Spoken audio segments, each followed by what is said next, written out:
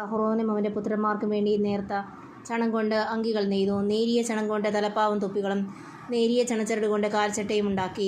കർത്താവ് മോശയോട് കൽപ്പിച്ചതുപോലെ അവർ നേർത്ത ചണത്തുണിയും നീലം, ധൂമ്രം, കഴുചുവപ്പ് എന്നീ വർണ്ണങ്ങളുള്ള നൂലുകളും ഉപയോഗിച്ച് ചിത്രത്തയ്യലിൽ അരപ്പട്ടയുണ്ടാക്കി.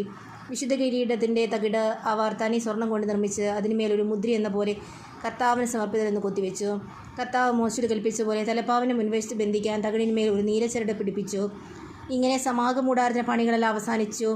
കർത്താവ് മോശയോട് കൽപ്പിച്ചതനുസരിച്ച് ഇസ്രായേൽ ജനം എല്ലാ കാര്യങ്ങളും ചെയ്തു. അവർ കൂടാരം അതിൻ്റെ എല്ലാ ഉപകരണങ്ങളോടും കൂടെ മോശയുടെ അടുക്കൽ കൊണ്ടുവന്നു.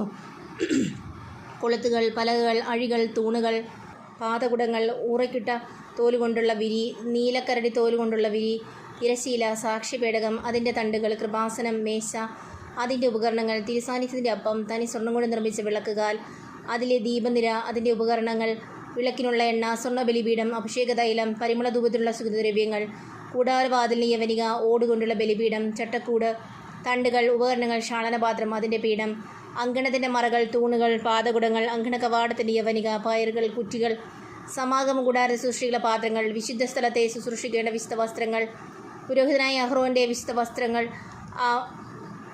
അവൻ്റെ പുത്രന്മാർ പുരോഹിത ശുശ്രൂഷയ്ക്കണിയേണ്ട വസ്ത്രങ്ങൾ. കർത്താവ് മോശയോട് കൽപ്പിച്ചതുപോലെ തന്നെ ഇസ്രായേൽ ജനം ഇവയെല്ലാം ഉണ്ടാക്കി. അവർ ചെയ്ത ജോലികളെല്ലാം മോശ പരിശോധിച്ചു. കർത്താവ് കൽപ്പിച്ചതുപോലെ തന്നെ അവർ പ്രവർത്തിച്ചിരിക്കുന്നു. മോശ അവരെ അനുഗ്രഹിച്ചു.